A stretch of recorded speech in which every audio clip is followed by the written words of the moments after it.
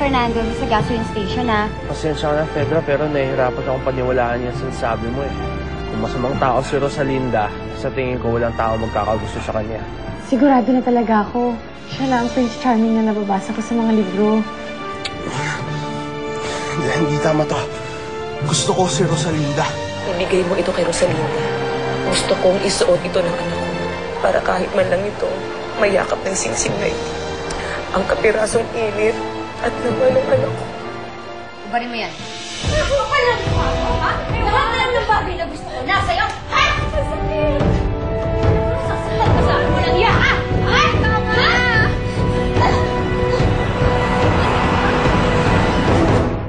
Hoy! Pedra! Ano ang bitaw mo mga kapatid? Iya ka! Ha? Paano mo namin sinasaktan si Rosalinda? Itanong niya yan kay Inay! Binigyan niya ng singsing si Rosalinda! Kami hindi! Talaga? Ate, binigyan ka ng singsing ni Inay? Ito ba yan? Nay, pwede bang masangla yung singsing? Eh ano naman ngayon kung binigyan ng inay mo ng singsing si Rosalinda?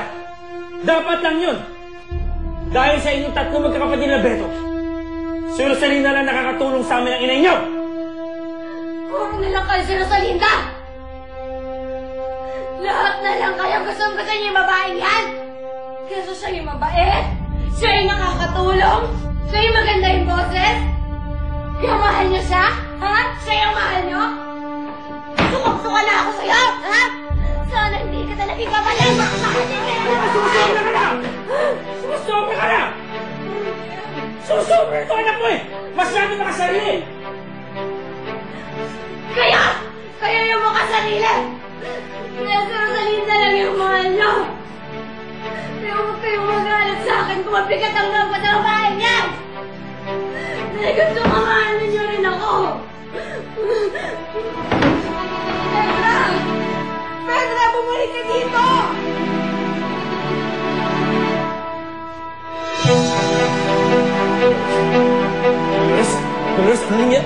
Dolores, umupo ka muna!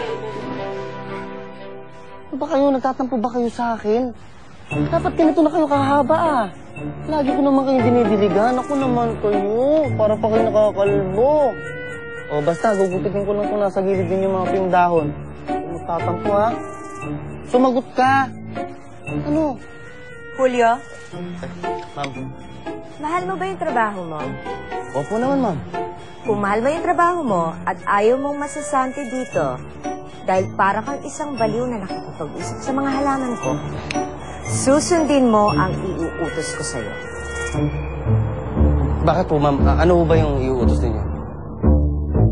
Parang naaalibad-bara naman ako dito sa damit na pinahiram mo. Bagay ba? Bakit naman? Ang hiram ka na nga lang.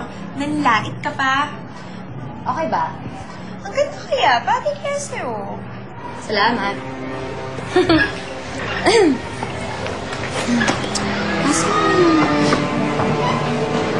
Ate, Oh, ano ginagawa mo dito? Gusto mo na naman bang masaktan? ate hindi. Pero umuwi ka na sa atin kasi si Inay sinusumpong na naman ng sakit sa pag-aalala sa'yo. Ayoko nga umuwi. Galit ako sa inyong lahat. Huwag ka na magalit, ate. Pati na tayo. Sige na, umuwi ka na. Tingnan mo naman si Inay. Kahit anong gusto mo ibibigay ko. Sige na, ate. Talaga? Kahit anong hingin ko, ibibigay mo? Maski itong singsing ko.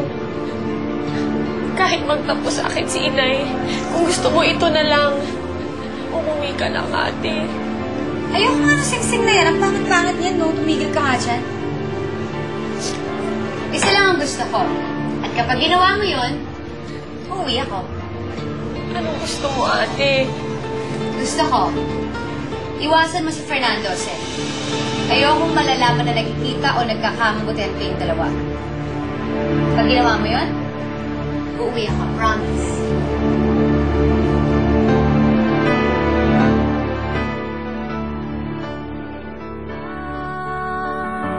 Ang pag-ibig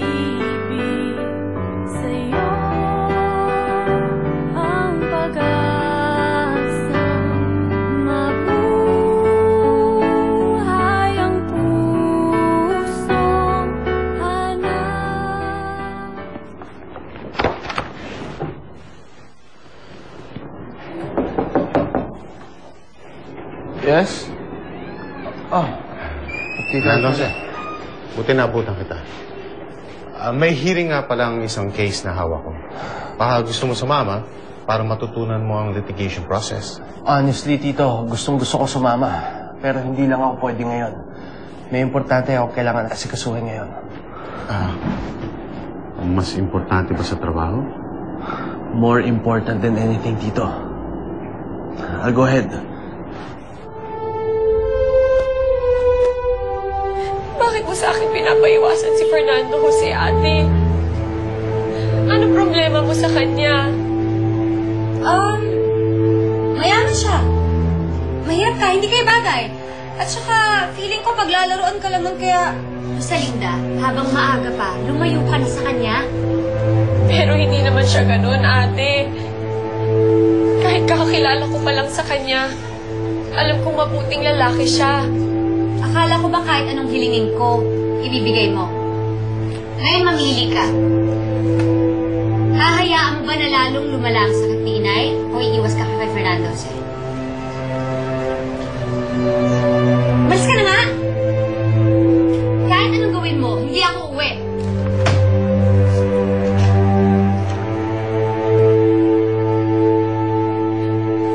Oo na. Papayag na ako, ate. Iiwasan ko na si Fernando Jose basta umuwi ka lang sa atin. Paano hindi na malungkot si Inay? Ipahid ka rin naman pala, pakipot ka pa. Okay.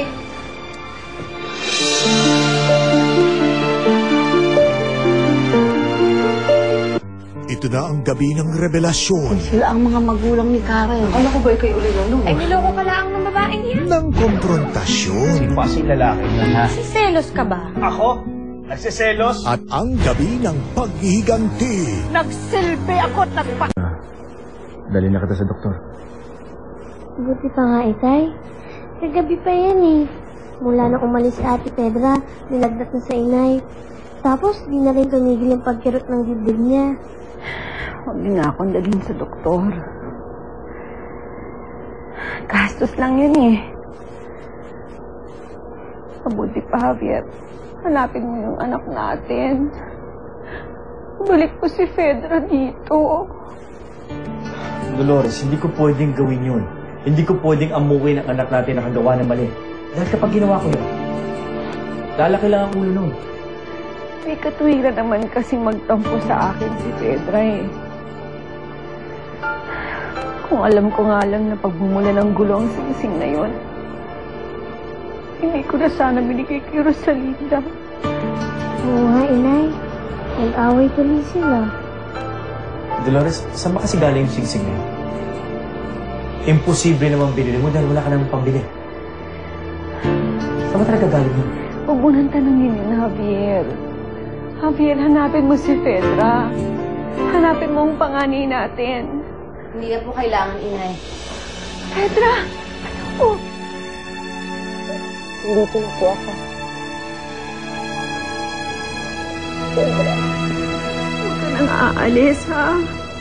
Huwag mo na ako lalayasan ulit.